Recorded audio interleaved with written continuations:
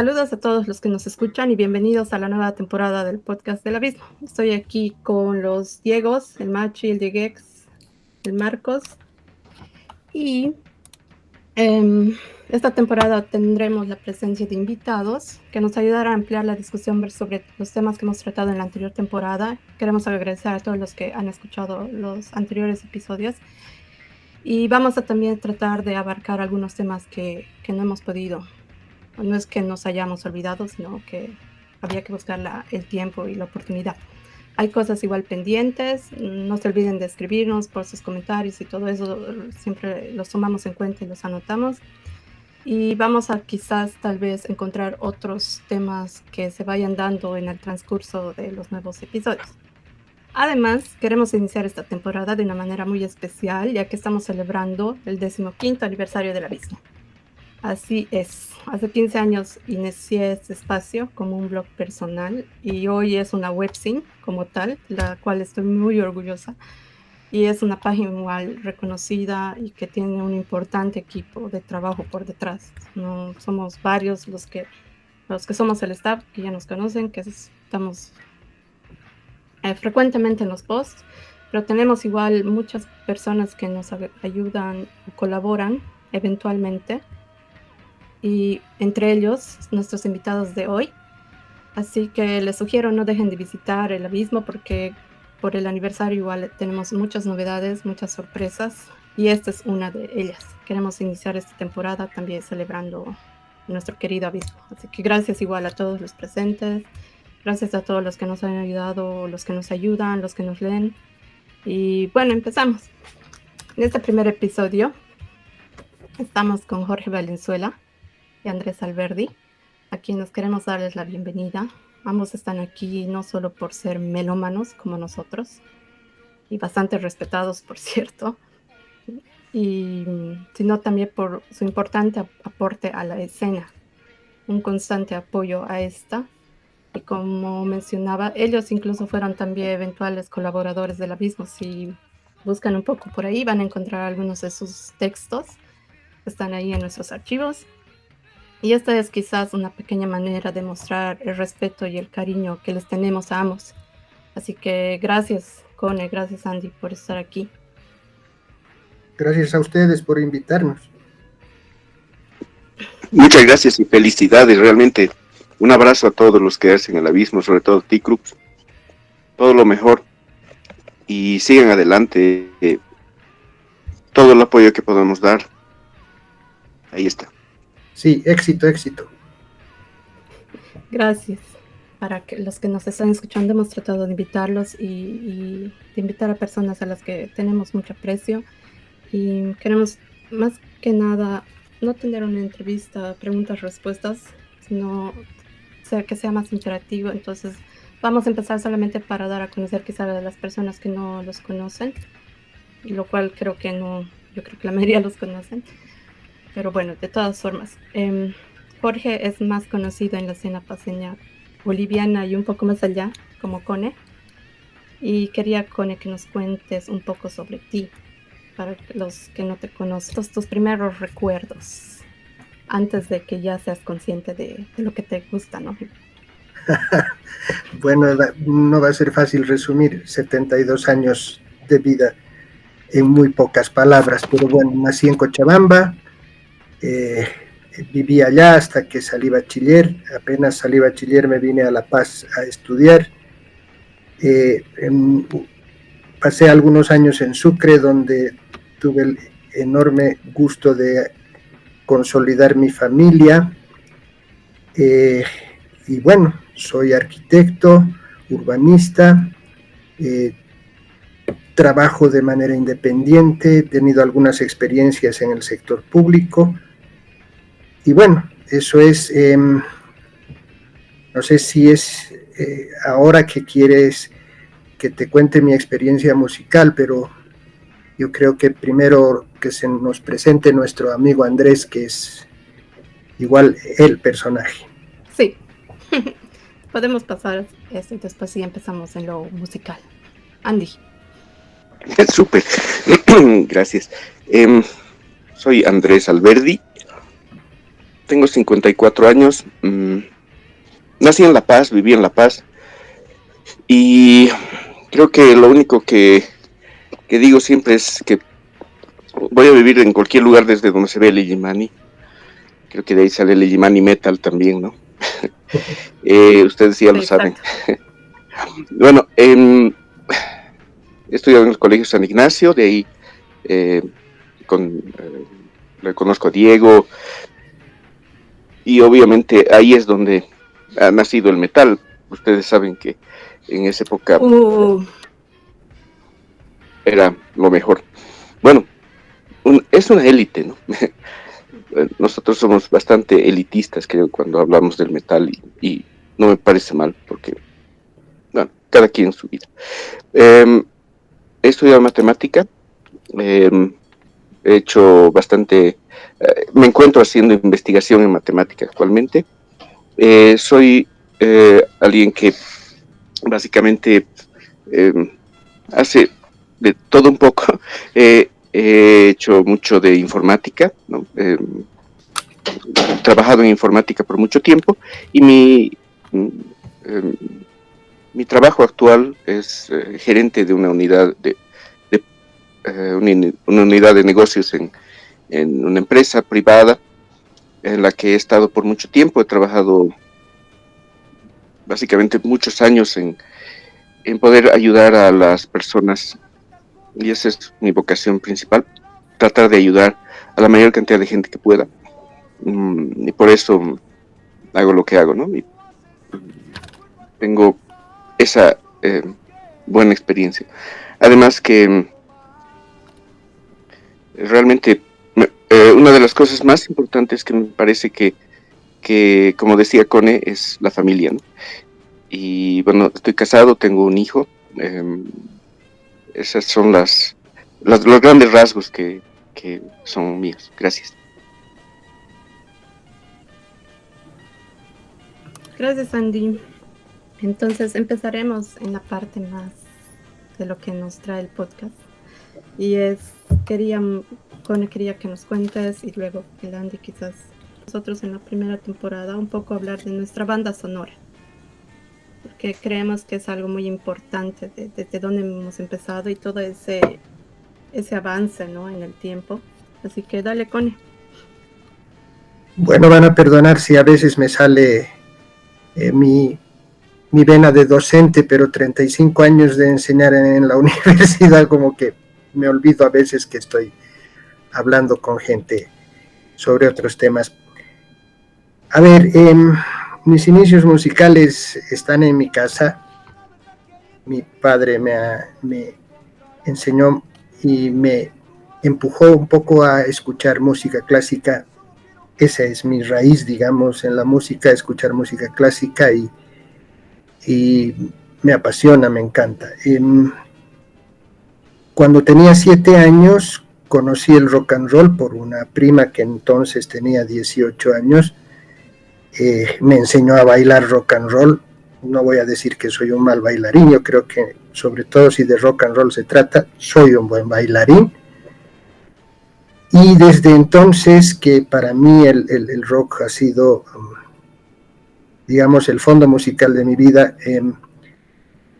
Cuando volví, porque yo conocí el rock and roll en Santiago de Chile, me mandaron a hacerme operar de los ojos, y cuando volví, pues en la radio no había otra cosa que boleros y música folclórica a veces, pero poco a poco, como todo lo que se pone de moda, empezó a aparecer el rock and roll también en nuestras radios. Tergiversaron muchas cosas, apareció el famoso pata pata y no sé qué cosas, que querían que el rock and roll fuera simplemente algo de moda y de baile, y creo que no pasó aquello. Cuando aparecieron los Beatles, para mí fue un renacimiento, porque realmente me sentí aliviado de poder reencontrar esa música que había conocido a mis 7 años. Reencontrar esa música en mi adolescencia fue para mí muy, muy, muy importante, y para mí los Beatles realmente son la base fundamental de lo que ha pasado en el rock después. Conocidos los Beatles, obviamente aparecieron los Rolling Stones y todo aquello. Me vine a La Paz a estudiar y bueno, fui hippie, y hippie de corazón, de verdad, y he escuchado mucha música que ha rodeado a ese movimiento. Y cuando estaba en Sucre, ya años después, alguien me regaló un cassette que tenía Judas Priest a un lado y Black Sabbath al otro. No recuerdo exactamente cuál es de sus discos. Estoy hablando del año 79. Y me di la vuelta. O sea, para mí escuchar eso fue realmente una fuerza realmente renovadora de lo que había estado escuchando. Sin embargo, debo aclarar que en todo ese tiempo tenía yo mis vinilos de la música hippie, entre comillas, que escuchaba entonces, y dentro de toda esa música que tenía, para mí Pink Floyd ha sido, es y será el punto más alto al que el rock ha llegado en su historia. Pero insisto, cuando escuché ese cassette que me regalaron, para mí fue una puerta que se abría a un mundo que consideré que era algo totalmente diferente. Y bueno, desde entonces no voy a negar que tenía mis prejuicios cada vez que escuchaba algo nuevo, porque cuando escuché el thrash por primera vez dije, ¿qué es este ruido? Y lo mismo me pasó con el death metal, pero bueno, menos mal que tuve la virtud de seguir explorando, y bueno, creo que he seguido un camino que para mí es la línea de la evolución más directa del rock and roll, que es el metal. O sea, otras ramas que ha tenido esto no son nada a lo largo de lo que ha conseguido el metal en esa evolución. Ese soy yo. En la primera parte, ¿no? Ya, está bien. Dale, Andy. Puedes hacer de tu primera época. Exacto, mi primera parte. Igual que Cone, mi primera parte empieza con mi mamá. A mi mamá le encantaba la música clásica. Es algo interesante que la música clásica sea un origen común. Beethoven, Debussy, realmente me gustaba mucho. Bueno, me gusta mucho. Luego también otra de las virtudes de mi mamá es que le gustaba mucho los Beatles, y eso también me influyó bastante. Llegado a mis 9 años, más o menos, dos de mis parientes que eran muy cercanos me hicieron escuchar 3 discos que creo que eran cruciales en su época. Bueno, un poco más de 9. Back in Black, de AC/DC, Moving Pictures, de Rush, y Kiss, el Alive 1 de Kiss. Bueno, esos discos me influenciaron muchísimo, y desde esa época siempre he sido fanático de Kiss. Bueno, no me gusta tanto ahora, en realidad, pero Kiss ha sido el grupo que me ha marcado, ¿sí? Pero fundamentalmente la música que he ido escuchando desde esa época ha sido Rush. Y el Pink Floyd de Cone es para mí Rush, ¿no? Es la mejor música que ha habido y va a poder existir. Esa beta se ha abierto esencialmente un día creo que era el 1983, si no me equivoco, 84, que estaba escuchando Stereo 97, como todo joven de 14 años, escuchaba la Stereo 97, famosa en La Paz, ¿no? Y un día tocaron The Trooper de Iron Maiden, y eso fue lo que me marcó a llevar al metal, pero al 100%, ¿no? Bravo. Fue la música más increíble de esa época. Entonces, esos son mis inicios. Y después empecé a escuchar thrash, Metallica, el Ride the Lightning fue el primer disco de thrash que escuché. Me partió el lomo, luego SOD, luego Napalm Death, el Scam, y poco a poco, con las influencias de Rush, llegué a escuchar otro grupo que es mi segunda banda favorita, que es Dream Theater, ¿no? Y así, ese es el origen de mis gustos musicales. Solamente recalcar que siempre he seguido escuchando música clásica. Es una cosa que no se puede dejar de escuchar.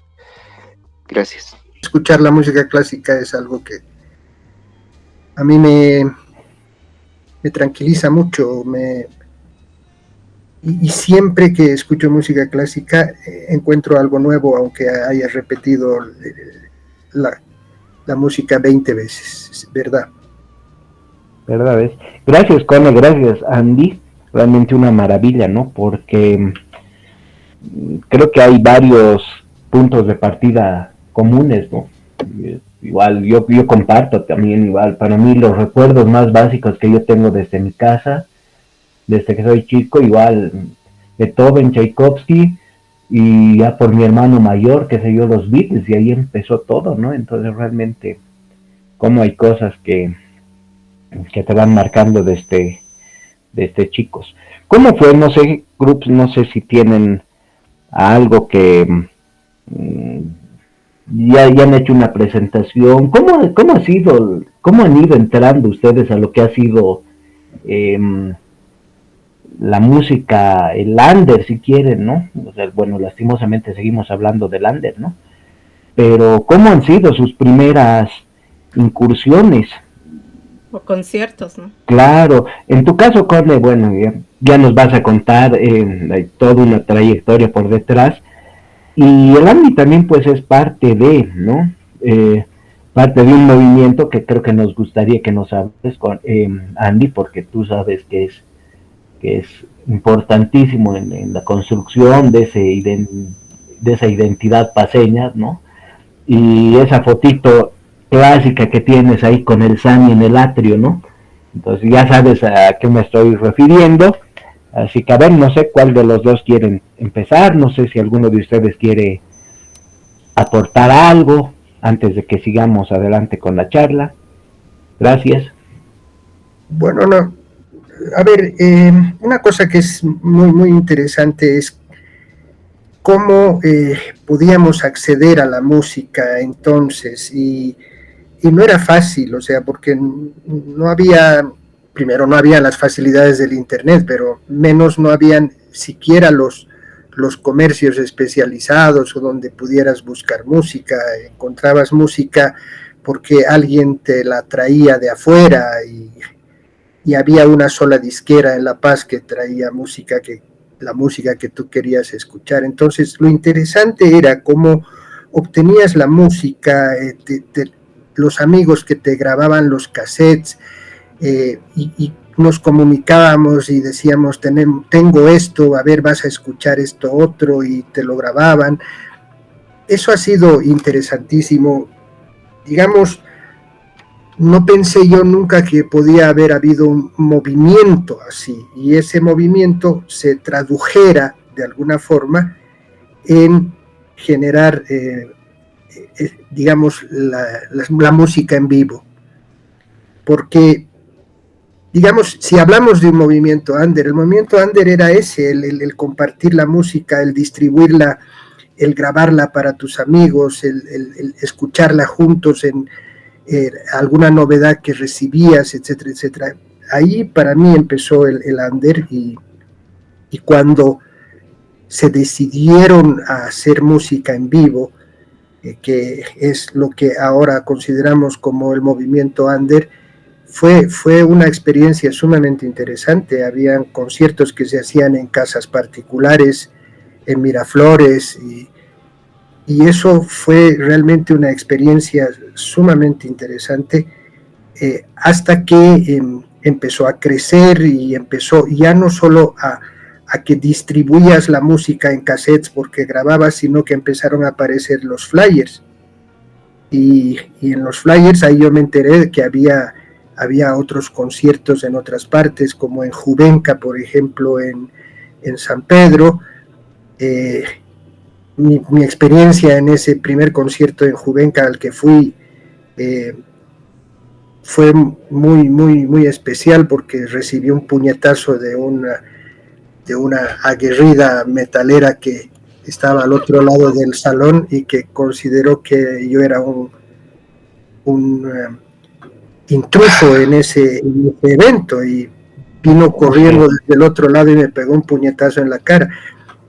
Y ese fue, digamos, mi bautizo para entrar al under, porque aparecieron todos los muchachos alrededor, se pusieron delante de mí para defenderme de alguna manera, y desde esta vez recibía todos los flyers en la calle para los conciertos under. Para mí ese ha sido mi inicio para entrar en el mundo de la música en vivo, que en esa época era terriblemente malo por el sonido pésimo, porque no habían las condiciones, obviamente, pero había unas ganas y una voluntad espectacular. Para mí es algo que no voy a olvidar nunca, de verdad.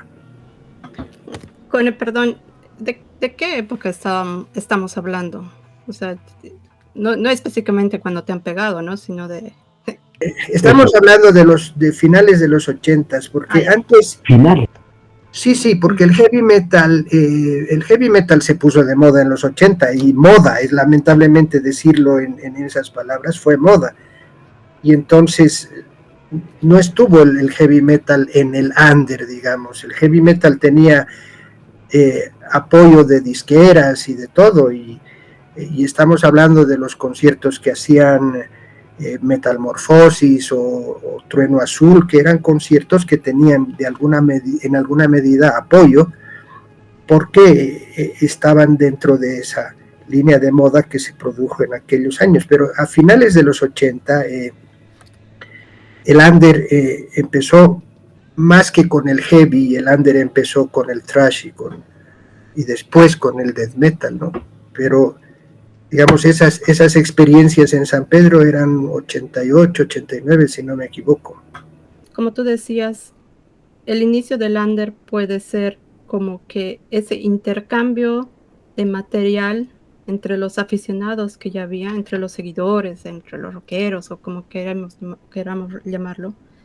Entonces, como que quiero ver ese tiempo-espacio de finales de los 70, cuando alguien te comparte ese tape, ese cassette, hasta los finales de los 80, cuando ya estás yendo a los primeros conciertos. Ajá. Creo. Ya.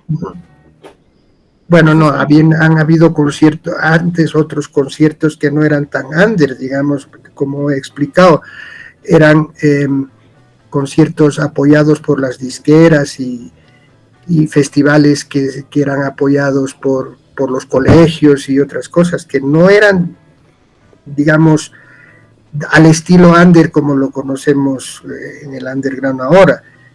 Por eso te digo, a finales de los 70s y de los 80s habían conciertos de heavy metal, pero con mucho más apoyo que lo que tuvo siempre el underground. El underground ha surgido de las ganas y de la voluntad de quienes hacían música. Ya. ¿Qué opinas de eso, Andy? Exacto, eso quería complementar. A ver, más o menos desde el año 83, 81, 82, 83. Ustedes saben que el 81 nace el thrash, ¿sí? Básicamente. Entonces, se empieza a difundir un poco más el heavy metal, porque, como les decía, hasta en la radio más disco, si quieren hablar así, la radio más fresa, en algunos lugares se dice. Pusieron algo como Iron Maiden, estamos hablando del 83. Entonces, había un cierto apoyo al heavy metal, ¿sí? Grupos, como decía bien, Trueno Azul, Metamorfosis y otros empezaron a tocar música apoyados por disqueras, apoyados por otros, porque habían disqueras interesantes, ¿no? Me acuerdo de Saba, me acuerdo de algunas cosas de Discolandia, y ahí se tenían bastantes discos nomás hasta de Iron Maiden les podría decir, de Judas habían discos, y uno podía pedirse, se lo traían discos desde afuera también, en algunos, cuando venían los parientes y todo eso. Entonces, digamos que el metal y el heavy metal de esa época empezó a ser un poco más mainstream. Y por eso habían estos conciertos, por eso habían estos grupos, y estos grupos muchas veces tocaban, me acuerdo de Diez Irae, por ejemplo, que tocaba, fue creo que el primero que tocó Iron Maiden, y me encantó. Y en esa época habían bastantes conciertos, ¿no? Estamos hablando de hasta el 86 aproximadamente, 86, 87. Pero en esa época hubo un quiebre, tal vez, no sé si llamarlo quiebre, pero hubo algo muy importante que fue que entró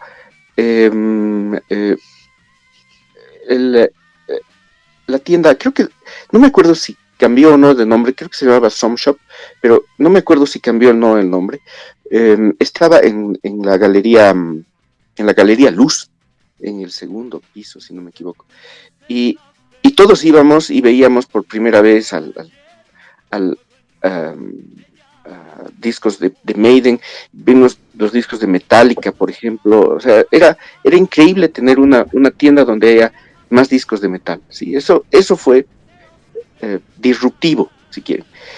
Y era Some Shop. Era Some Shop, ¿no? Sí. Sí. Y ahí nos empezamos a reunir, y realmente solo para ver las tapas, ¿no? Y ver que había muchas personas que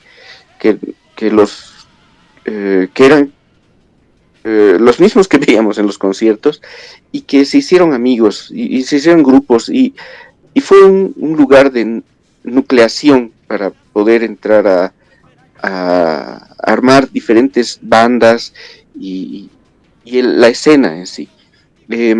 Realmente habían dos, creo que la persona que más apoyo ahí dio fue Jorge Cárdenas, ¿no? El Coquito. Era el dueño. El dueño, exacto. Tenía un socio, no me acuerdo su nombre, pero su socio se fue, pero se quedó el Coco, y gracias a él hubo esa posibilidad de reunirse en un lugar. Fue un emprendimiento muy interesante. Era muy joven él en su época. En esa época era muy joven. Estamos hablando del año 80 y creo que 87 estaríamos hablando más o menos. Y ahí empezamos a reunirnos, y obviamente la escena empezó un poco ahí. Luego ahí empezó a llevar algunos discos un poco más fuertes, ¿no? Como les decía, Napalm Death, por ejemplo, SOD, pero eso llegó luego. Primero era una tienda donde lo más fuerte que había ahí era Metallica, ¿no? Básicamente. Me acuerdo muy bien haber visto por primera vez el disco Master of Puppets. Ahí era la cosa más increíble que puedan imaginarse. Luego, esa misma tienda cambió de ubicación, se fue a la Galería Litoral, ¿no? En la planta baja, en el subsuelo. Y ahí, eso realmente fue una cosa disruptiva también, porque, aunque no crean, eso permitió que haya más underground, porque yo recuerdo muy bien en la Galería Luz. Ustedes conocen la Galería Luz, es básicamente un pasillito por donde pasas, y básicamente puede pasar una sola persona. No hay manera de sentarse ahí, de charlar, nada.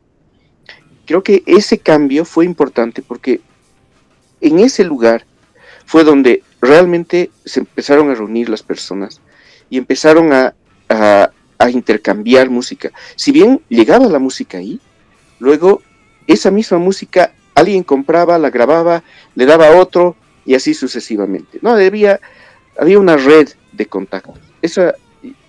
Creo que ese fue uno de los hitos. Y tal vez ahí ya podemos empezar otros puntos, porque ya creo que ahí empieza la idea del club, ¿no? Y tal vez ahí lo cortamos y vamos al siguiente. Sí, súper. Fase 3. Machi, querías... Genial. Machi, querías aportar algo.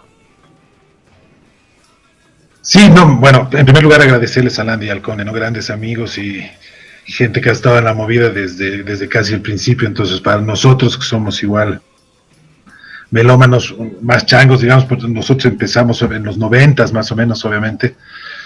Pero lo que yo quería un poco preguntarles a ambos era más o menos qué bandas empezaron a surgir, ¿no? En esos principios, ¿no? A fines de los 80s o en los 80s. Justo cuando se empezaba todo esto del intercambio de cassettes, cuando empezaba toda la movida, las reuniones en distintos lugares, con correos o en el atrio de la UMSA, donde se juntaba, pero me imagino que ya había algunas bandas que empezaban a moverse, ¿no? Entonces quería preguntarles un poco acerca de eso, ¿no? De qué bandas empezaron un poco en esa época y dónde se tocaba, ¿no? Dónde se reunían. Era después una época, por decirles como ejemplo, era la Boquerón, la Rockerón o el Quinto Centenario, yo me acuerdo en los 90s, donde se tocaba, igual habían tocadas, o en algunos Anders, pero en ese entonces un poco por dónde iba la cosa y qué bandas estaban empezando, ¿no? Eso era. Bueno, a ver, medio complicado, pero bueno, mi memoria es la que no me ayuda mucho.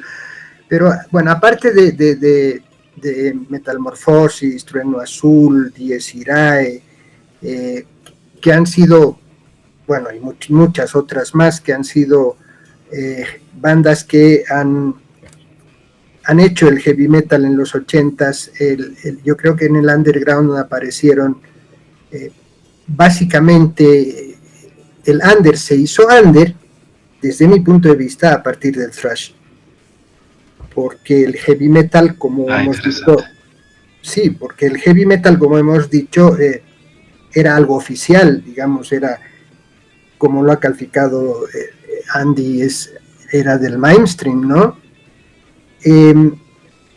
Para mí las bandas que han empezado eso, bueno, han sido Black Mass, Arise, y ya estaban empezando también Subvertor. No sé, la memoria a mí personalmente me falla, creo que Landy podría ayudarme un poco más al respecto, pero por ahí empezamos. Como dije, los conciertos under se hacían en casa, incluso yo he estado en 2 conciertos en Miraflores, en una calle que ahorita ni me acordaría, era un callejón que subía de una avenida, una casa particular, y ahí en la planta baja había concierto. Y bueno, lamento que mi memoria falle tanto, pero Andy, yo creo que sí tú puedes aclarar muchas buenísimo, cosas. Conejo. Sí, claro que sí. Gracias, de Conejo. hecho, les voy a contar muchas anécdotas ahí, pero tal vez el Dieguito está queriendo hablar algo. ¿Diego? ¿Dieguix? Gracias, Andy. Gracias, estaba ahí teclando un poco. Voy a hacer un paréntesis. Es interesante lo que dice el Machi, ¿no? O sea, nosotros somos de los 90s y en los 90s habían otros centros en los cuales nos reuníamos a intercambiar música, ¿no? El atrio siempre ha sido clave. En los 90s también fue, a principios y hasta mediados de los 90s también fue el correo. Luego ya un poco más, La Baroa. tal vez a mediados, ¿no?, de los 90, la Baroa, que también fue un epicentro, que de aquí salió otro movimiento también, otra generación tal vez yo digo de los changos, porque al final son los changos que eran nuestros contemporáneos, pero obviamente pues más changos en comparación a ustedes dos. Te quería hacer una consulta, Andy, y Connie, a ver, no sé, después de que ustedes estaban hablando de esta tienda de la Galería Luz, se fueron a la Galería Litoral. Era lo que después fue Aqualung, o Aqualung, yo me acuerdo, puta, ahí grandes poleras, ¿no? Poleras de Suffocation, Benediction, un montón de cosas de ahí, ¿no? Caníbal, incluso alguna de Carcass también. No, era otra. ¿Era otra, la de Aqualung? Esa es más 90, ¿no? Sí, era otra. Y luego en la Galería Luz, yo me acuerdo que, por ejemplo, uno entraba a la Galería Luz y ahí arriba veía el puta, que para mí en esas épocas era gigante y no era tan gigante, el póster de Live After Death, no, ahí arriba enorme, que tampoco era tan grande. Pero me imagino que después los que traían ya a finales de los 80 discos ahí en la Galería Luz era Arpo, creo, si no me equivoco. Pero bueno, ese es un paréntesis, así que adelante, sigan. Gracias. Bueno, tomaré yo. Mira, a ver, la etapa siguiente, digamos, sería, estamos hablando de que había un mainstream, ¿sí? Y que ese mainstream se traducía en que Arpo traía cosas, por ejemplo, ¿sí? Arpo que, no sé si ustedes saben qué hace Arpo, pero Arpo trae cosas de repostería, o sea, para decoraciones, florcitas, y a alguien se le ocurrió que podía traer discos de metal, ¿no? Y bueno, hicieron un negocio ahí, ¿no? Esa es una cosa Andy, medio... ¿esa es la tienda que sigue en la Galería Luz? Sí, exacto, esa misma, Ya. la que está en la entrada de la Galería Luz. Claro, hace 30 años sigue en el mismo lugar, ¿verdad? Gracias. Exacto, sigue en el mismo lugar, pero de repostería a traer discos de metal hay una pequeña diferencia, y se rehusaban muchas veces, me acuerdo bien porque yo traje muchas veces discos de se rehusaban a traer discos que las tapas eran muy feas. Los de Cannibal Corpse, por ejemplo, imposible que entonces, pero bueno, estamos ahorita en el 86, 87, ¿sí? El primer grupo que tocó thrash metal en Bolivia fue Fox, el grupo formado por los hermanos Joffre, el Rodo en la batería, y eran chicos de San Andrews, si no me equivoco, o algo así, y ellos, inclusive estaba el Grillo Villegas, creo, en la guitarra. El Eric, creo que era el otro bajista, el Eric, el que después fue el psicólogo, ¿no? El Eric, creo que sí. Él era el bajista de Fox, si no me equivoco. Creo que sí, pero estamos hablando del 87, 88, ¿sí? Donde había un festi-rock o alguna cosa así, y ellos empezaron tocando... No, fue luego, fue el 80. Era en la Feria de los Andes, ¿no? Sí, en la Feria de los Andes, todavía tengo el cassette en algún lado, y empezaron a tocar la marcha de SOD, ¿sí? O sea, absolutamente increíble, y luego siguieron con Metallica, ¿no? Si no me equivoco era Seek and Destroy, o una de esas piezas así súper clásicas. Pero fue increíble, ¿no? Escuchar Metallica en un concierto de rock, sí, fue increíble. Pero eso, realmente el underground era el intercambiar cassettes, el intercambiar flyers, el intercambiar revistas. Había unas revistas bien sencillas, y ahí habían algunas personas muy influyentes, ¿sí? Una de ellas era el Charvel. Sí, el Charvel era muy influyente porque él tenía mucho intercambio de cartas, por eso es que es el correo, ¿sí? Por eso el correo se volvió un lugar muy visitado, muy frecuentado por los metaleros, porque le llegaban al Charvel las cartas con cassettes, por eso era. Y el otro hito, y les voy a contar el otro hito en un momento, porque es muy importante en esta época. Un lugar donde nos reuníamos regularmente, luego de ir al Som Shop, era la plaza del estudiante, porque había lugares para sentarse y básicamente charlábamos de música ahí, ¿sí? Pero justo en esa época, más o menos el 88, 89, yo les di la idea de poder formar un club. Bueno, no era yo solamente, éramos varios, ¿no? Era el Alessandro Ceballos, por ejemplo, un gran amigo. Él fue uno de los que inició el death metal, ¿no? El black metal en realidad, en Bolivia. Nos reunimos ahí en la plaza del Estudiante. Y recuerdo muy bien que hubo un día ahí que surgió la idea de hacer un club, ¿sí? A ver, para que tengan una idea ustedes que son de los 90s y que lo consideran al Kiko como uno de los, no sé, líderes de los antiguos, qué sé yo. El Kiko y el Waldo Referentes eran los changos, pues. Eran los más chiquititos de todos. O sea, realmente creo que tenían 13 años, 12 años en esa época. Eran guaguitas, eran los más guaguas. Ya, y ahí, bueno, de lo que nos reuníamos, ahí lo conocí al Sami también, por ejemplo, al Samuel Estrugo, y todos los chicos que luego formaron bandas, ¿sí? Ahí, por ejemplo, el Martin Young. Bueno, ahí surgió la idea de que hagamos un club. Y ese club, a insistencia mía, se llamó LPTND. Nos gustaba, en esa época había mucho de esos puntos, ¿no? New York Hardcore, por ejemplo, NYHC y ese tipo de cosas. Entonces, nos gustaban esas cosas. Y en lugar de... Porque el hardcore no era tan conocido, si quieren, en esa época. Entonces, la idea era poner LP, por la paz, algo, ¿sí? Y a insistencia mía pusimos TND, Thrash No Drogas, porque yo tenía la idea y sigo teniendo la idea e insisto en eso, en que el thrash es algo que tiene que estar absolutamente separado de cualquier tipo de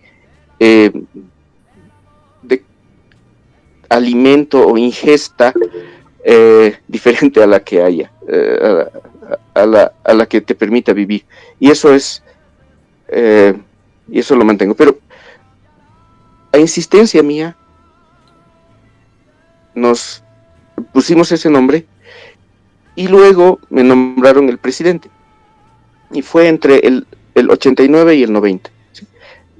Esa fue la época. Luego, yo insistía en que los chicos hagan dos cosas. Uno, que visiten la UMSA, porque ustedes saben que la educación es gratis. Entonces, porque casi todos estaban en últimos cursos de bachillerato. Yo ya era ayudante ahí en la carrera de matemática. Entonces, yo tenía acceso libre y además, ustedes saben que cualquiera puede entrar a la UMSA. Bueno, por lo menos en esa época, todo el mundo podía entrar, grupos de personas, etc. Entonces, yo los obligaba a reunirse en la universidad, dentro de la universidad, en las aulas de la universidad. Yo los llevaba de la mano, hacía un grupo de 50 chicos, no sé, para que hablemos de música, pero dentro de la universidad. Y luego obviamente los votaban. Me acuerdo un día que nos votaron, los porteros nos votaron, etcétera, ¿no? Y yo les dije que no nos podían votar porque yo era ayudante y tenía todo el derecho de estar ahí, qué sé yo. Pero por eso se reunían en la UMSA. Y de ahí, de la UMSA, se pasaron al quinto centenario, porque ahí también abrieron música, etcétera, ¿no? Pero eso fue más allá. Pero ese es el origen de los lugares que se reunían, ¿no? Y recuerdo muy bien que con el apoyo de los líderes ahí, eran el Sami por un lado, el Charbel y el Alessandro. Eran como los tres grandes líderes de las... Bueno, de ahí podemos pasar a los siguientes puntos. Por si acaso, el primer grupo que tocó fue Fox, pero luego nació Santichristol, Death Crucifiers, y si no me equivoco, bueno, Hater luego, perdón, mi memoria también está un poco mal, Black Mass salió en esa época, más o menos. Habían otros grupos como, por ejemplo, había un grupo de, en esa época estaba muy de moda Faith No More, entonces el Edgar Rivera, y el el Eduardo de Béjar formaron otro grupo, que no me acuerdo ahorita el nombre, pero que tocaban ese tipo de música también, ¿no?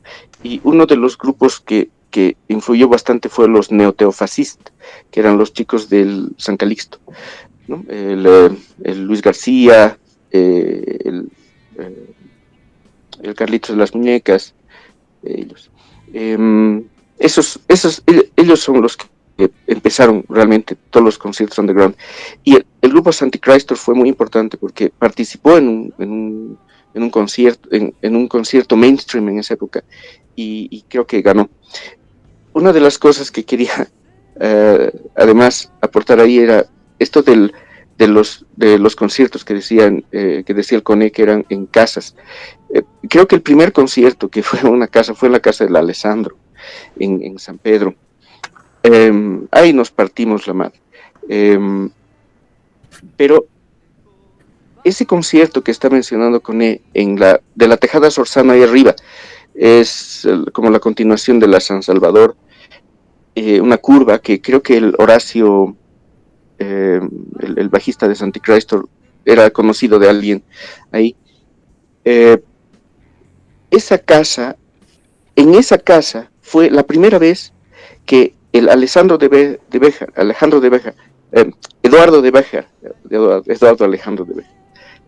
Béjar y el Sammy Estrugo hicieron un mosh pit por primera vez. Esa fue la primera vez que hubo un mosh pit, y fue absolutamente disruptivo porque ellos fueron los primeros, pero luego entraron más y más y más, y desde esa época, desde ese concierto que menciona el Cone, no hubo ni un solo concierto más donde deje de haber mosh.